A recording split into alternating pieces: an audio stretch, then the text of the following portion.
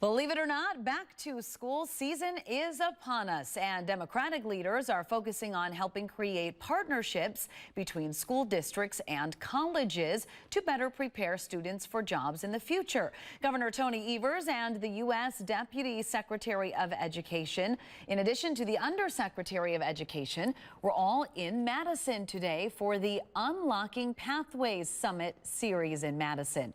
It is part of the Biden administration's focus on building the workforce.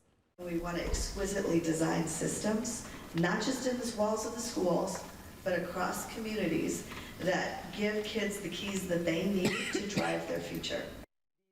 About 200 participants from 13 states attended today's summit.